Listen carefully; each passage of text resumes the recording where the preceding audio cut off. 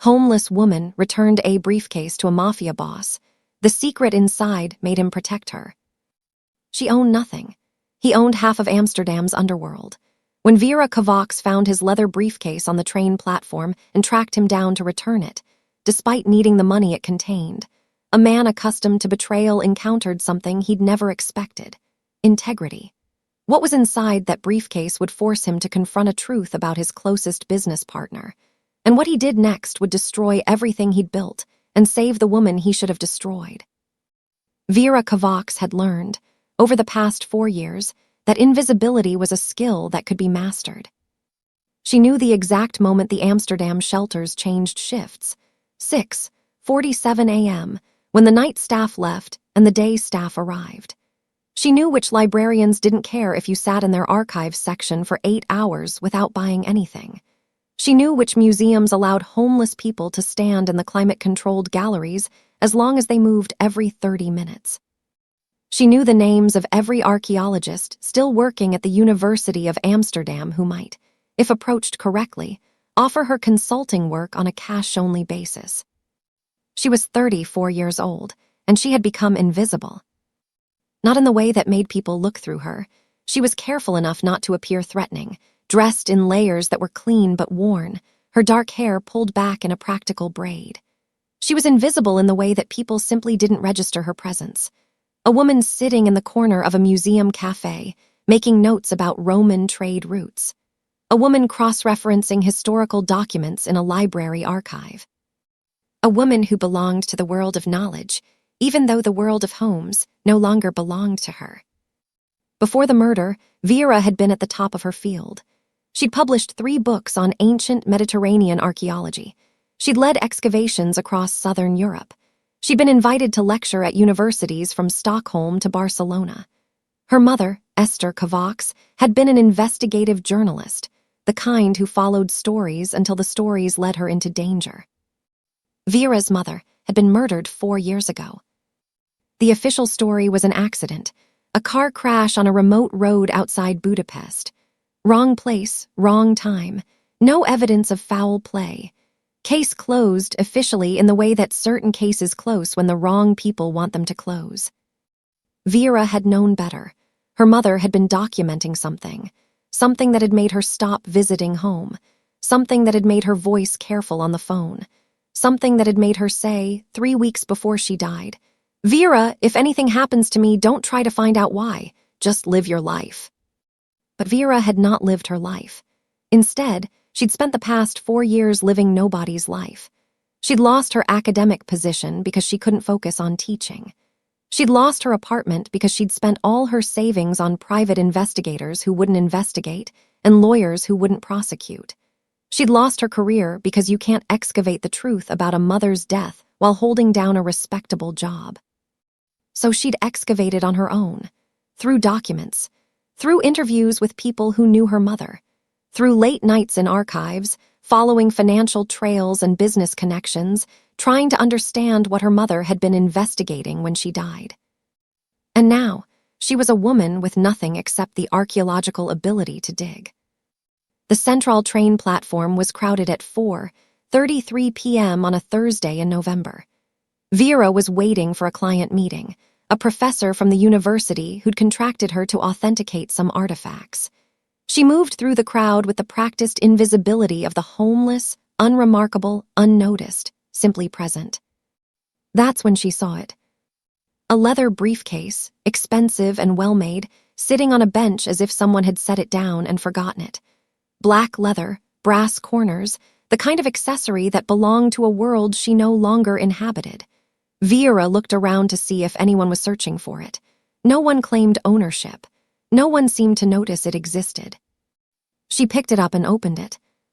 Inside was a fortune in cash, 50,000 euros at least in neat stacks. Beneath the money were documents, encrypted files, a business card for an art gallery in the red light district. Sokolov and Partners, Amsterdam. Vera's instinct was immediate. Take the money, disappear into the invisibility of the homeless, and never think about this again. 50,000 euros would give her a year, maybe more. It would give her the resources to continue her investigation. But that wasn't what her mother had taught her. Integrity is the only thing you can never get back, her mother had said once, when Vera was 16 and had found money on the street and wanted to keep it. Everything else is replaceable. Your money can be stolen. Your home can be lost. Your reputation can be destroyed. But integrity, once you compromise it, you spend the rest of your life trying to get it back, and you never quite do. Vera sat on the bench and studied the briefcase. She photographed the business card. She memorized the gallery name. Then she carefully closed the briefcase, and over the next 3 days, through library research and cross-referencing, and the kind of archaeological persistence that had made her respected in her field, she tracked down the owner. Vikram Sokolov, Russian oligarch, black market art dealer, connected to operations across Amsterdam, Moscow, and beyond. The kind of man who had security teams and power and resources that made her look like a ghost. The kind of man who definitely would not expect to have his lost briefcase returned by a homeless woman. But that's what Vera was going to do, because her mother had taught her that integrity mattered, and because something about Vikram Sokolov's name kept appearing in the financial documents her mother had been studying before she died. Because maybe, just maybe, returning this briefcase would give her access to the man whose organization might have had something to do with her mother's death. She had one chance to get close to him. She wasn't going to waste it. The gallery was called Sokolov and Partners, which was accurate in the way that lies often are. Vikram Sokolov had owned the Amsterdam black market art operation for exactly 6 months. Before that, he'd been equal partners with a man named Dmitry Petrov, a man he'd known since they were both young enough to believe that power and friendship could coexist. But 6 months ago, the partnership had shifted. Dmitry had taken operational control. Vikram had been moved to the background. This happened sometimes in their world. One man held absolute control until he didn't. The partnership dissolved not through violence, but through reorganization. Vikram had accepted it as the natural evolution of things. He hadn't accepted it well. The gallery occupied 3 floors of a converted warehouse in the red light district. The ground floor displayed legitimate art, paintings and sculptures carefully curated to look expensive and real. The second floor was storage. The third floor was Vikram's office, where the real business happened, where he sat, at 38 years old, with silver beginning to show in his dark hair, contemplating a partnership that had transformed into something he no longer controlled. He was on the 3rd floor at 2:17 p.m. on a Friday when his security team called. "There's a woman downstairs," the team leader said carefully. "She's asking to speak with you." "About?" Vikram asked, not looking up from the documents in front of him. Financial records, shipping manifests, proof that Dmitry was moving inventory without including him in the decisions. "She has a briefcase, your briefcase. She says she found it and wants to return it." Vikram felt something shift in his chest. Not alarm, he was past the point of feeling alarm at most things. More like curiosity, more like confusion. In his world, people stole from him. They betrayed him. They moved money without telling him. They did not, under any circumstances, return his property. "Send her up," he said.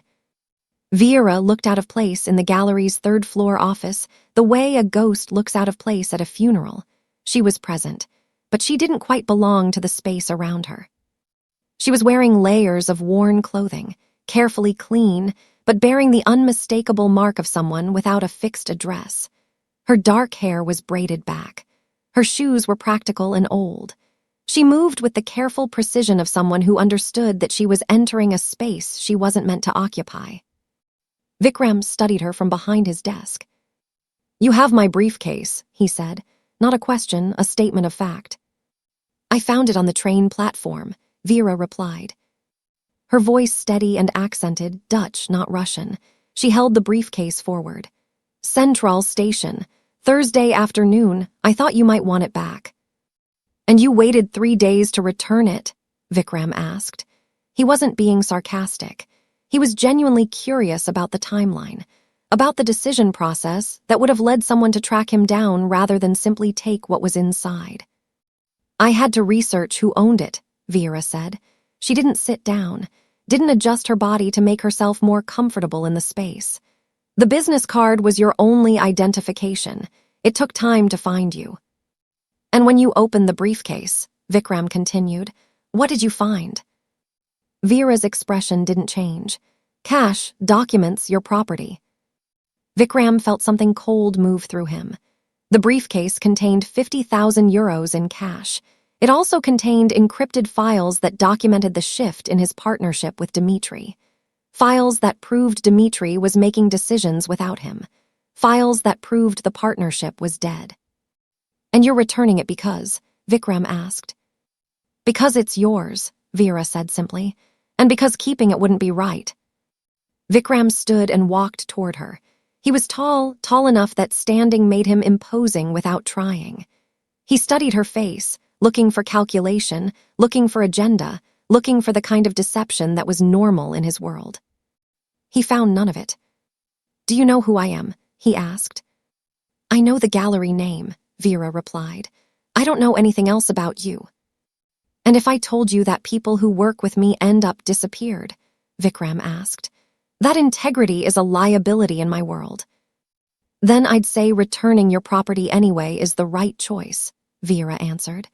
People who disappear are people entangled in your operations. I'm just someone who found your briefcase and brought it back.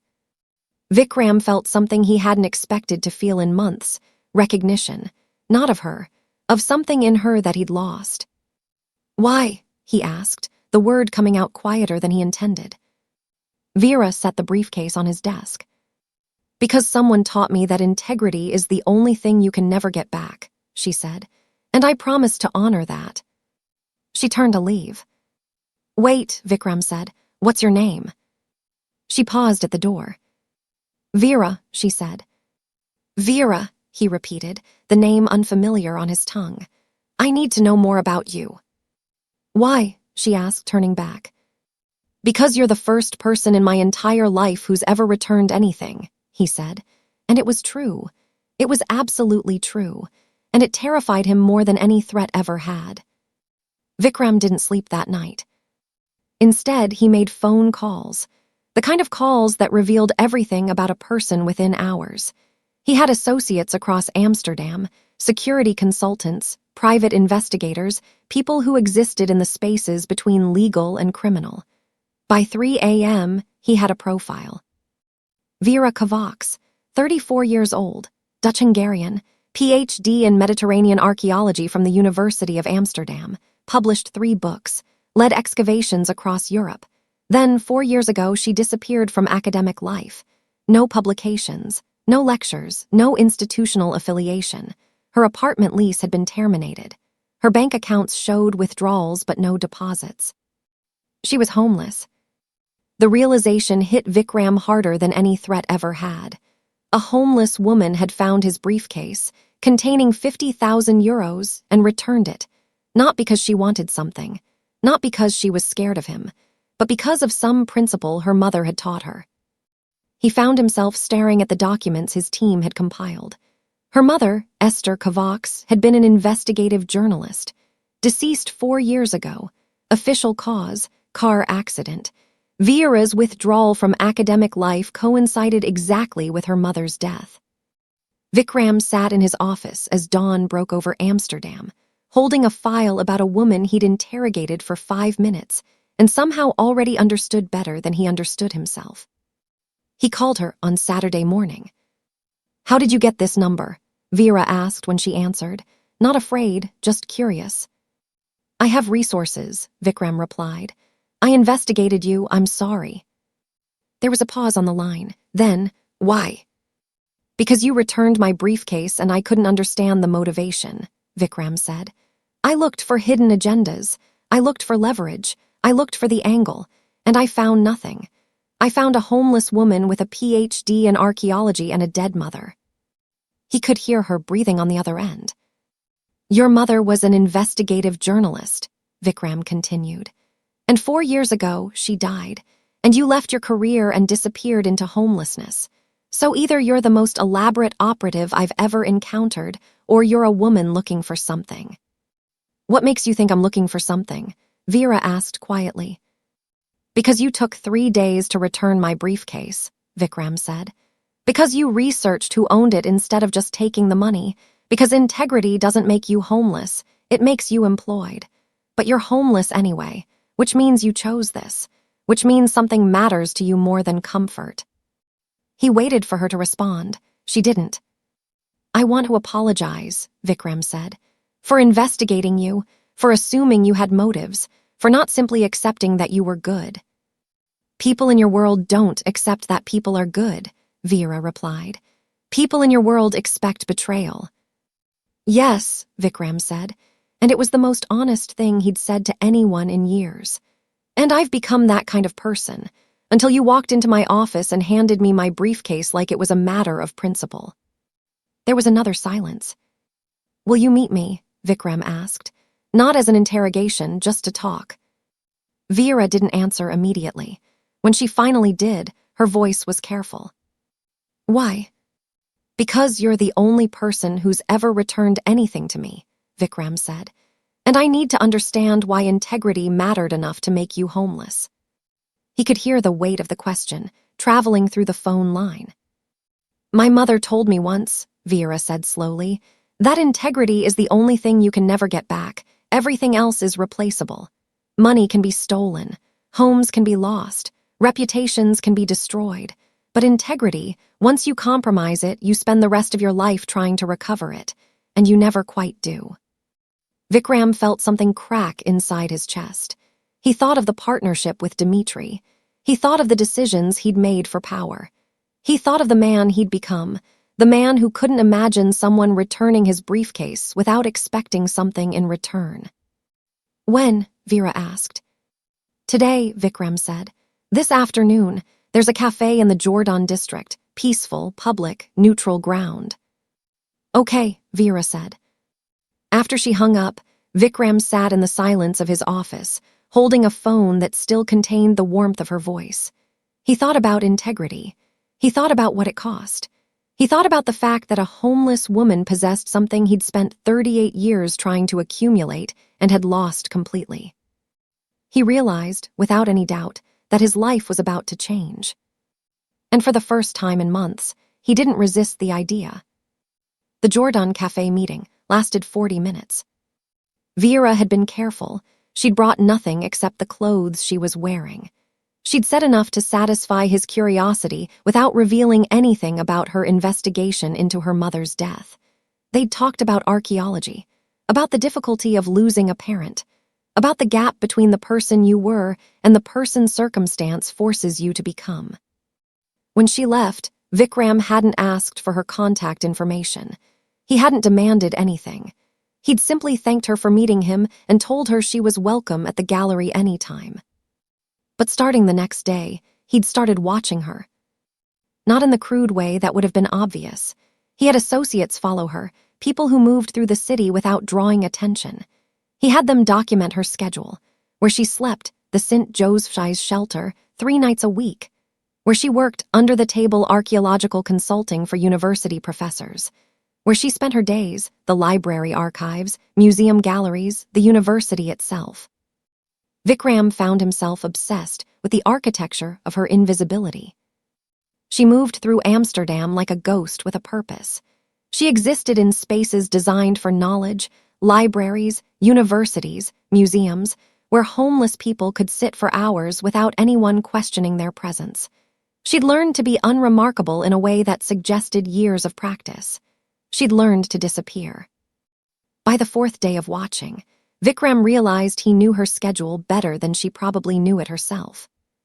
He knew that she always arrived at the university library at 8:47. He knew that she consulted with Professor Vander Meer on Tuesdays and Thursdays. He knew that she ate lunch at the same cafe every day, a small vegetarian place in the Grachtengordel where the owner didn't charge her for water and let her sit for hours. He knew that she was searching for something. The way she moved through the archives suggested systematic research. The documents she requested, the photographs she studied, the way she cross-referenced information, it was all the work of someone excavating a specific truth. Someone who'd been digging for years and hadn't found the answer yet. Vera realized she was being followed on the 6th day. It wasn't obvious. There was no dramatic moment of recognition. Instead, it was the accumulation of small details. A man in a gray jacket appeared at the library on Tuesday. He was there again on Wednesday, pretending to read a newspaper but watching her instead. On Thursday, she noticed a woman in professional clothing positioned near the university cafe where she did her afternoon consulting work. Not threatening, just present, just watching. She knew surveillance when she saw it. Vera decided not to run. Running would indicate guilt. Running would show that she had something to hide. Instead, she finished her consulting appointment with Professor Vander Meer, discussing the authentication of medieval trade documents, and walked directly to the gallery on Warmoestraat. Vikram was on the ground floor when she entered, studying a painting with the intensity of someone trying to pretend he didn't know she was coming. "You're having me followed," Vera said, not a question. Vikram set down his wine glass carefully. His associates, positioned strategically around the gallery, shifted slightly, uncertain whether this qualified as a threat requiring intervention. He raised one finger, a gesture that told them to stand down. "Yes," he said simply. "Why?" Vera asked. "Because I needed to understand you," Vikram replied. He turned to face her fully. "Because you walk through this city like you're excavating something specific. Because you know how to disappear so completely that most people wouldn't notice you exist. And because I couldn't stop thinking about what you said about your mother." Vera didn't react to the admission. She simply stood there, waiting. "I wanted to know what you were searching for," Vikram continued. "I wanted to understand what drives a woman with a PhD to live in shelters. What truth is worth that sacrifice?" "You had no right," Vera said quietly. "I know," Vikram acknowledged, "but I did it anyway, and I'm apologizing for that." He moved closer to her, and Vera understood that this was a man unaccustomed to apology, that this was difficult for him, that admitting he'd violated her privacy was requiring him to acknowledge something fundamental about himself. "Why are you really telling me this?" Vera asked. "Because I'm tired of being the kind of person who takes what he wants without asking," Vikram said. "And you made me tired of it." Vera felt something shift inside her. Not trust, exactly, but recognition. Recognition that this man was genuinely confronting something in himself. "What do you want from me?" she asked. "Nothing," Vikram said. "I want to help with whatever you're searching for. I want to know why your mother's death matters enough to make you homeless. And I want to understand if there's any possibility that someone like me, someone who's spent his entire life taking things, could ever be the kind of person who returns them." The conversations didn't happen all at once. They happened in fragments. A 15-minute discussion at the university library on Tuesday. When Vikram arrived with coffee, he'd somehow learned she preferred almond milk cappuccino, no sugar. A 20-minute meeting at the museum cafe on Thursday, where he asked questions about ancient trade routes that seemed designed to keep her talking. A late evening visit to the gallery after closing, where they stood in front of a painting while Vikram shared something about his childhood in Moscow, and Vera listened without judgment. Over the course of 6 weeks, Vera found herself opening up to him in ways she hadn't planned. It started small. She told him about her archaeological work, the excavations across southern Europe, the books she'd published, the lectures she'd given. She talked about the moment when her mother's death had made it impossible to focus on pottery shards and ancient trade routes when something contemporary and urgent demanded her attention. "My mother was investigating something," Vera said one evening, sitting in Vikram's office after the gallery had closed. "Something that made her careful on the phone, something that made her tell me not to try to find out why if anything happened to her." "But you did try," Vikram said. "It wasn't a question." "I couldn't not try," Vera replied. "I spent 4 years going through her research, financial documents, business connections, people she'd interviewed. I'm still looking for the answer." Vikram listened without interrupting. She appreciated this about him. He didn't try to fix the problem or offer solutions. He simply bore witness to her truth. Then, over weeks, he began to share his own truth. It started with small admissions. The partnership with Dmitri was shifting. Control was being consolidated. Vikram was being moved to the margins of his own operation. It happened subtly, a decision made without him, a meeting he wasn't invited to, a shipment that went out without his knowledge. "He's my oldest friend," Vikram said one night, wine glass in hand, staring out at Amsterdam's canal system from his office window. "We built this together, and now he's pushing me out like I'm becoming irrelevant." "Why don't you confront him?" Vera asked. "Because in my world, confrontation means warfare," Vikram replied. "And I don't want to go to war with someone I've known since I was 18. Over the weeks, his confessions deepened. He told her about the pressure to expand into human trafficking, about Dmitri's insistence that this was the future of the operation, about his own resistance and the way that resistance was being interpreted as weakness. "I don't want to traffic people," Vikram said flatly. "I deal in art. I deal in stolen things, yes, but things, not human beings." Vera listened to this confession, and something shifted in her. She'd come to the gallery looking for information about her mother's death. She'd used Vikram as a means to an end. And somewhere in the past 6 weeks, that had changed. Somewhere in listening to him confess his doubts, she'd started to see him as a man struggling with his own integrity. "What would you do if you could choose?" Vera asked. "I'd burn it down," Vikram said immediately. "I'd destroy the partnership. I'd expose everything. I'd stop being the kind of man who profits from suffering." "Then why don't you?" Vera asked. Vikram turned to face her. "Because I'm afraid of who I'd become if I did. Because my entire identity is built on this operation. Because I don't know how to exist outside of it." Vera understood this in a way she hadn't expected to. She'd left her identity behind, archaeologist, academic, respected professional. She'd become invisible to become herself, and it had cost everything. "Sometimes the cost of becoming who you actually are is that you have to lose who you thought you were," she said quietly. Vikram studied her. "Is that what happened to you?" "Yes," Vera said. "I lost everything, my career, my home, my credibility, and I gained clarity. I gained the knowledge that I'm willing to sacrifice comfort for truth." That night, after Vera left the gallery, Vikram sat alone in his office with the encrypted files from his briefcase. The files that documented Dmitri's decisions. The files that proved the partnership was dead. He realized, for the first time, that he might actually be capable of choosing differently. He realized that Vera's presence in his life had awakened something he'd thought was dead. He realized that the person he was becoming, someone who wanted to return things instead of take them, was the person he'd always wanted to be. Vera came into Vikram's life carrying only a briefcase that didn't belong to her. But in returning what was his, she showed him something he'd lost years ago. The possibility that a man built on theft and power could choose to become someone built on integrity instead. Over weeks of conversations in libraries and galleries and quiet offices, two people from opposite sides of the same broken system found themselves asking the same question.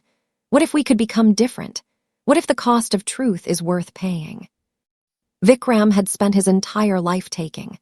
Vera had spent 4 years searching, and somewhere in the space between taking and searching, they found something neither of them expected: recognition, understanding, the possibility that transformation isn't about redemption, it's about finally choosing yourself. If this story moved you, if you found yourself hopping that Vera and Vikram could actually choose differently, hit that like button right now.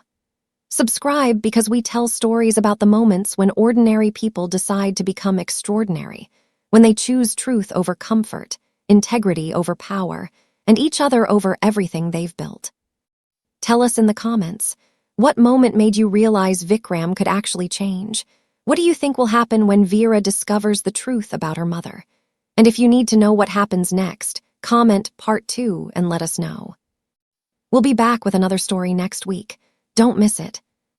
The canal house didn't have a sign. It didn't have a name. It was the kind of place that existed only for people who already knew about it. A 17th century building on Brouwergracht that Vikram owned, but never used publicly. 3 stories, private entrance, complete isolation from Amsterdam's canal traffic and tourist flow. He'd arranged it for a Saturday evening. Vera had asked why he needed to separate them from the rest of the city. He'd simply said, "Because what I need to tell you requires complete privacy." The main dining room was candlelit. A single table, white linens, flowers that had been arranged by someone who understood the difference between decoration and beauty. A kitchen that produced food without anyone ever appearing to cook it. Vera arrived at 7:15 p.m., wearing the same layers of clothing she always wore. She didn't own formal dresses. She didn't own much of anything. Vikram had learned not to comment on this. "My father is dead," Vikram said, not waiting for dinner to be served. "Has been for 12 years. He built the original operation art theft primarily. He was ruthless, methodical. He didn't believe in mercy."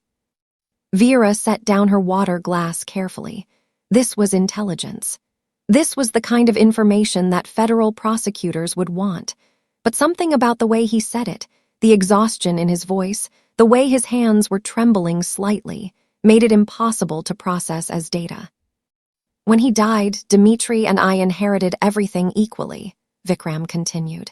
"We were young. We believed we could do it better. We believed we could build something less brutal. We believed the friendship was stronger than the money." He paused, reaching for wine. "It wasn't," he said simply. "What happened?" Vera asked. "Slowly," Vikram replied. "That's what I've realized. It didn't happen in one moment. It happened across years.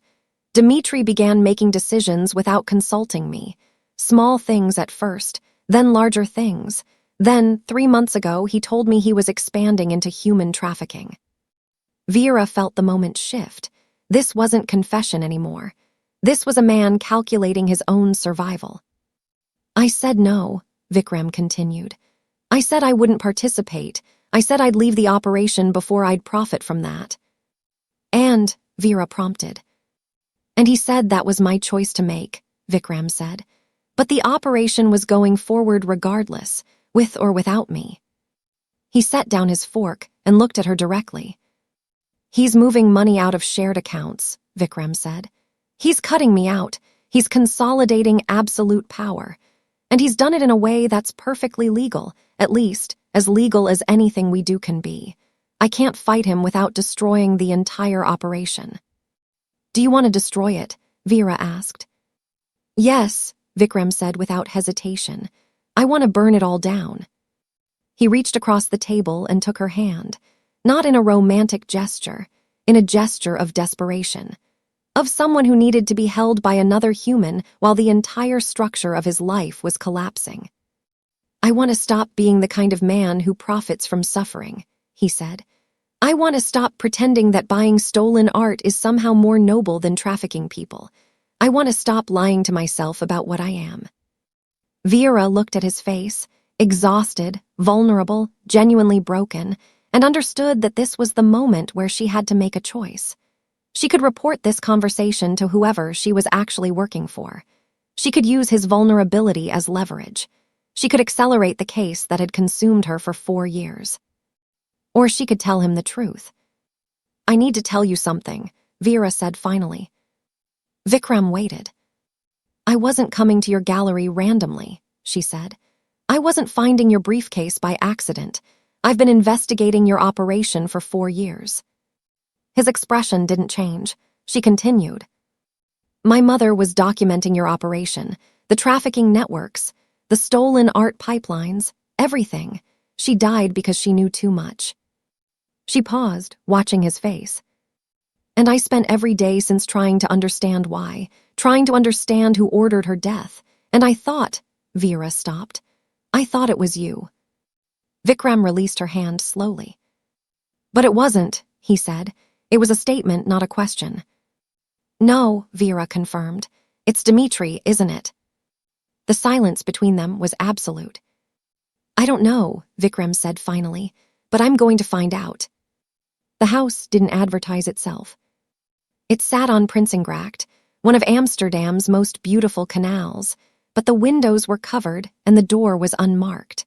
The kind of property that existed only for people who already knew about it, a private location, accessible only to those with keys and knowledge.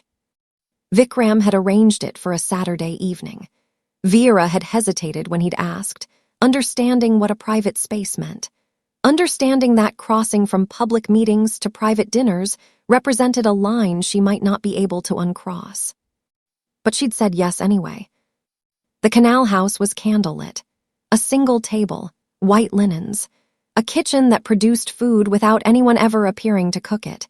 It was designed for complete privacy, the kind of space where secrets could be told and never repeated. "I need to tell you something," Vikram began, not waiting for dinner to be served. "Something I haven't told anyone." Vera set down her water glass carefully. This was intelligence. This was the kind of information her 4-year investigation had been searching for. But something about the way he said it, the exhaustion in his voice, the way his hands were trembling slightly, made it impossible to process as data. "My father built the art operation," Vikram continued. "I inherited it when I was 24. He taught me that power is the only currency that matters. That sentiment is weakness. That the world divides into people who take and people who are taken from." He paused, looking at his wine glass like it contained answers. "And for 14 years I believed him," Vikram said. "I became exactly what he wanted me to become. I took what I wanted. I betrayed people without hesitation. I built wealth on theft and fear. I was good at being him." "And now?" Vera asked quietly. "Now Dmitri is becoming him," Vikram replied. "He's consolidating power. He's pushing me out. He's expanding into trafficking because he believes that power requires expansion. And I'm watching him become the man my father was, and I'm realizing that I spent 14 years becoming a man I don't actually respect." Vera felt something shift inside her. She'd come to this dinner searching for evidence about her mother's death. She'd used Vikram as a means to understand the organization that had murdered her. And he was telling her, in this moment of profound vulnerability, about his own moral reckoning. "The trafficking operation," Vikram continued. "Dimitri's pushing for it. He's arguing that this is how we stay competitive. That refusal is suicide. He's calling me weak for resisting." "Do you want to refuse?" Vera asked. "I want to burn it all down," Vikram said immediately. "I want to expose everything. I want to destroy the partnership and the operation and every decision my father made that led to this moment. But I'm terrified." "Of what?" "Of becoming nobody," Vikram said. "I've spent my entire adult life defining myself through this operation. Through power, through the organization. If I destroy that, I don't know who I am." Vera understood this in a way that shocked her. She'd spent 4 years destroying her identity to find herself. She'd lost her career, her home, her respectability. And in that loss, she'd found clarity. "Maybe nobody is better than being him," she said quietly. Vikram looked at her, really looked at her. "Is that what you found when you became homeless?" "I found that I could live with less money but more truth," Vera replied. "I found that I could lose everything except my integrity." "How do you do that?" Vikram asked. "How do you walk away from everything?" "You stop being afraid of losing it," Vera said. "You realize that the price of keeping it, the compromises, the lies, the things you do to maintain power, costs more than just walking away." Over the next 3 hours, Vikram told her things he'd never told anyone. About the moment he realized Dmitri wasn't his friend anymore. About the pressure building in his chest. About the nights he couldn't sleep because he was thinking about the people being trafficked, about the suffering his organization was creating, about his father's voice in his head telling him that power was all that mattered. "I'm going to make a choice," Vikram said finally, as the dinner ended.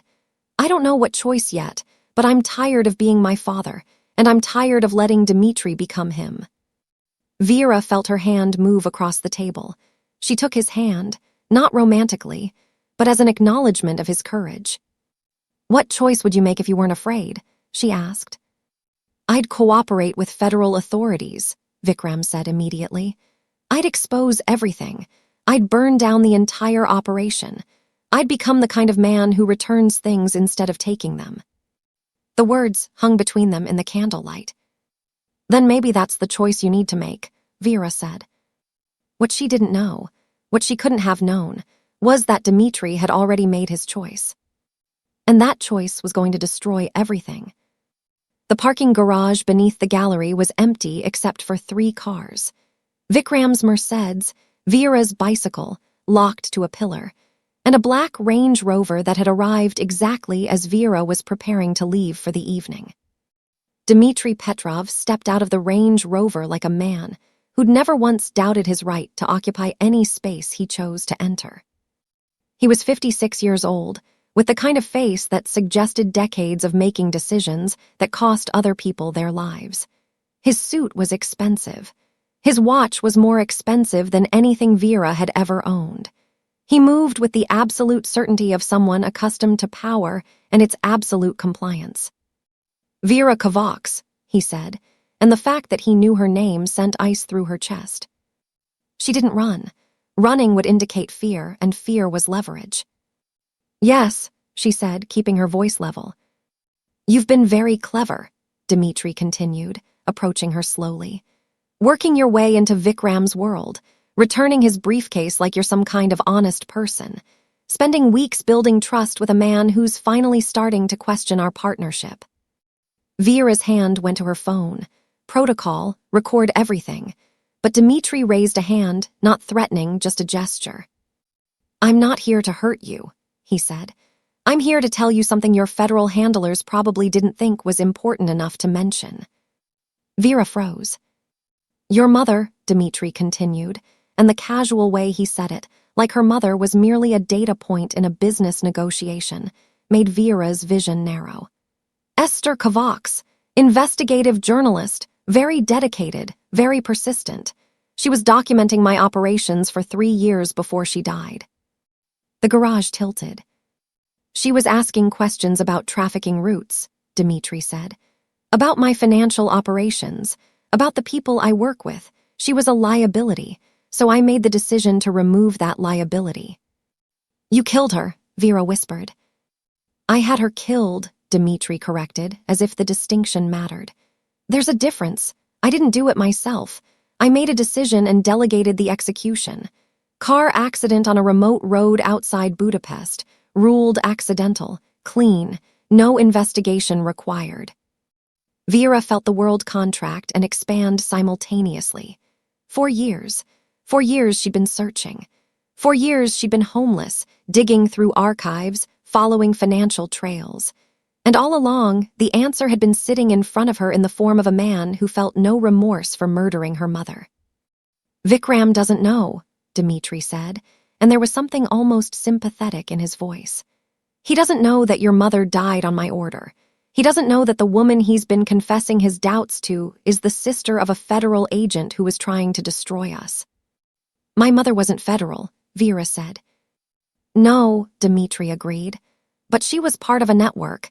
She was feeding information to people who were, and she was dangerous, so she had to be eliminated. Vera felt something break inside her. Not physically, but fundamentally. The understanding that the man she'd been falling for, because she had been falling for him, despite every protocol and every operational objective, had inherited his partnership from the man who'd murdered her mother. Why are you telling me this? Vera asked, her voice strangled. Because I know what you are, Dmitri said. I know you're undercover. I know you've been gathering evidence about Vikram's operation. And I want you to understand something crucial before you use Vikram's cooperation to close your case. He stepped closer, and Vera forced herself not to back away. Vikram didn't kill your mother, Dmitri said quietly. I did. Vikram was complicit in the structure that made her death possible, but he had nothing to do with the actual decision. The actual execution was mine. Your vendetta is with me, not with him. What do you want? Vera whispered. Nothing, Dmitri said. I'm leaving Amsterdam tonight. I'm taking the money and disappearing into a place where federal prosecution has no reach. But before I go, I wanted you to understand the weight of what you're about to do to Vikram.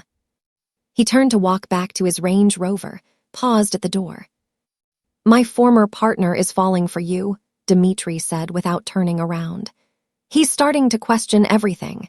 He's beginning to believe he could be different, and you're going to use his transformation to destroy him. That's not justice, Vera. That's revenge dressed up as federal service. The Range Rover pulled away, leaving Vera alone in the parking garage with the knowledge that everything she'd built her investigation on was built on blood she could never forgive, and that she'd been directing her rage at the wrong man. She pulled out her phone with hands that wouldn't stop shaking. She called her handler. "We have a problem," she said. "Dmitri knows who I am, and he knows about my mother." The silence on the other end was absolute. "Come in," the handler said finally. "Now we need to reorganize." Vikram was in his office when Vera arrived at 7:33 p.m. on a Thursday night, carrying the weight of every truth she'd been hiding. He looked up from his desk with the kind of expression that suggested he was expecting her, like he'd been waiting for this moment since the first time she returned his briefcase. Like some part of him had always known that connection built on incomplete information would eventually collapse under its own weight. "We need to talk," Vera said. The words meant everything was about to break. Vikram set down his wine glass carefully. His office fell silent except for the ambient hum of the city beyond the windows, Amsterdam's nighttime, indifferent to the destruction about to happen inside this room. "Tell me," he said. So she did. She told him about her mother, about Vera Kovács, investigative journalist, documenting his partnership's operations for 3 years before she died. She told him about her own federal assignment, the DEA handlers who'd placed her at the gallery specifically to befriend him, to listen, to gather evidence. She watched his face go through the transformation. Confusion first, then recognition, then the slow, crushing realization of betrayal. "Your mother was investigating us," he said slowly. Not a question, a statement of fact being processed. "She was investigating Dmitri," Vera corrected carefully. "His trafficking operations, his money laundering, his connections. She died because she asked too many questions." Vikram stood and walked to the window. His movement was controlled, but Vera could see the tension running through his body like current through a wire. "What happened to her?" he asked, his voice very quiet. "Dmitri had her killed," Vera said. "Car accident outside Budapest, ruled accidental. She's been dead 4 years, and I've been homeless for 4 years trying to figure out who killed her." Vikram didn't turn around. He simply stood there, looking out at Amsterdam, while the weight of what she was telling him settled into the room. "I didn't know," he said finally, not as a defense, as a realization. "I know," Vera replied. "Dmitri told me last night. He said you had nothing to do with it. He said the decision was his alone." "But I inherited the partnership that made that decision possible," Vikram said, turning to face her. "I accepted the structure that killed your mother." "Yes," Vera said. There was no point in lying anymore. "So this was your assignment," Vikram continued. "This was always your assignment. Get close to me. Listen. Report. Use my cooperation to prosecute my organization." "It started that way," Vera said. "And now?" Vikram asked. Vera took a breath. "Now it's something else. But I had to tell you the truth before it became something else. I had to tell you everything." Vikram moved to his couch and sat down. He put his head in his hands. Vera wanted to move to him, but she understood that contact would be intrusion right now. He needed to process the weight of what had just been revealed. "I'm going to destroy Dmitri," Vikram said finally, his voice muffled by his hands. "Not because the federal investigation is closing in, because it's the right thing to do, because your mother deserves justice, because I'm tired of inheriting decisions other people made." He looked up at her. "That has to mean something," he said. "That has to be worth something." "It does," Vera said. "It is." Vikram pulled out his phone. His hands were shaking. "I'm calling my lawyer," he said. "I'm going to contact federal prosecutors tonight. I'm going to give them everything." He dialed. He spoke in Russian to someone on the other end. He said words that sounded like finality, like a man closing a door on his entire partnership. When he hung up, the silence between them was absolute. "I need you to understand something," Vikram said quietly. "I'm doing this for your mother. I'm doing this because I'm exhausted. I'm doing this because you were right about integrity mattering. But I'm also doing this knowing that your mother died because Dmitri chose power over humanity." He paused. "I'm choosing differently," he said. "I hope that matters." Vera looked at this man who'd gone from pursuing her to accepting her betrayal to making the choice to destroy his partnership all in the span of 3 days. She understood that she'd witnessed genuine transformation, not redemption, but accountability being chosen despite its cost. "It does matter," she said. "It matters more than you know." 3 months later, the partnership didn't collapse in a day. It collapsed in a series of coordinated federal actions that took place over 72 hours in early March. Dmitry Petrov was arrested at Schiphol Airport at 4:22 a.m., attempting to board a flight to the Maldives with 50 million euros in cryptocurrency and bearer bonds. 23 counts of money laundering, human trafficking, conspiracy to commit murder, and organized crime. The federal prosecutors had everything they needed because Vikram had given them everything: financial records, operational details, names of associates, locations of safe houses, the entire infrastructure of the business. The gallery on Warmostraat was seized, the art collection documented, the legitimate paintings separated from the stolen ones. The second-floor storage became federal evidence. Vikram's partnership with Dmitri, which had existed for 20 years, ceased to exist in 72 hours. Vera left her federal assignment on the 45th day after her confession in Vikram's office. Her handler had wanted her to stay undercover, to continue documenting Vikram's cooperation, to ensure that everything he was providing remained reliable. But she refused. "I'm done," she'd said. "This operation is complete. Dmitri is in federal custody. Vikram is cooperating. You have what you need. I'm leaving." The handler tried to push back. It was federal service. She didn't get to just leave. But something had shifted in Vera that couldn't be shifted back. She'd spent 4 years investigating her mother's death. She'd spent weeks building trust with Vikram while gathering evidence. She'd spent one terrible conversation revealing the truth that made everything real. She wasn't going back into invisibility. So on a Tuesday evening in March, 3 months after the confrontation in the parking garage that had changed everything, Vera and Vikram stood in the gallery on Warmostraat after closing. The space was different now. The federal seals had been removed. The paintings had been catalogued and separated. But the third-floor office, where Vikram had sat staring at encrypted files, where he'd made the decision to destroy his own partnership, remained fundamentally unchanged. "Do you remember?" Vikram asked, studying the space where they'd first truly spoken. "Every detail," Vera said. "I was testing power," Vikram continued. "I was grieving the partnership. I was trying to become someone I didn't actually want to be." "And now?" Vera asked. "Now I'm testifying in federal court," Vikram said. "My former partner is looking at 20 years minimum. The operation is being dismantled. And I get to figure out who I am when I'm not inheriting a structure built on trafficking and money laundering." He walked to the window and looked out at Amsterdam's canal system, the city that had been both his kingdom and his prison. "I didn't kill your mother," he said quietly, "but I inherited the system that made her murder possible, and I spent the first 38 years of my life accepting that as the price of power." "And now?" Vera asked. "Now I'm paying a different price," Vikram replied. "Testifying against the man I considered my closest friend, losing everything my partnership built, understanding that power costs more than money." He turned back to face her. "But none of that changes the fact that you were undercover," he said. "That you were assigned to befriend me, that the first thing between us was a lie." "No," Vera acknowledged. "So how do we move forward?" Vikram asked.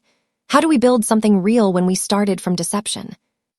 Vera looked at him, this man who'd gone from pursuing her to accepting her betrayal to making the choice to destroy his partnership all in 3 days. This man who'd witnessed his own capacity for transformation and accepted it without excuse. "I don't know," she said honestly. "But I know that for the first time in 4 years, I'm not invisible. And I know that you're choosing accountability instead of power. And I know that my mother's death meant something, even if it doesn't mean we get a simple ending." "We don't get a simple ending," Vikram agreed. "No," Vera said, "but maybe we get a real one." Vikram walked back to the window, and together they stood looking out at the city.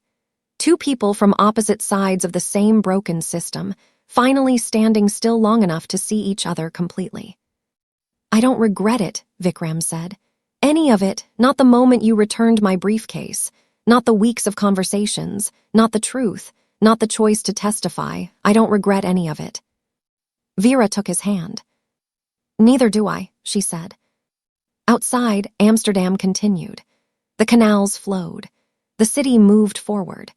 And inside the gallery, two people who'd found each other through loss and truth and the terrifying choice to become different stood together, not redeemed, but transformed by witnessing each other's capacity to choose integrity over everything else. Vera Kovács had come to the gallery looking for justice for her mother.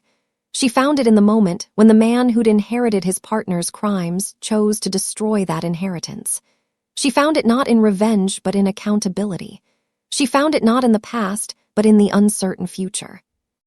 And Vikram Sokolov, who'd spent his entire life taking things that didn't belong to him, finally understood what it meant to return something: himself. Vera came into Vikram's life with nothing but a briefcase that didn't belong to her.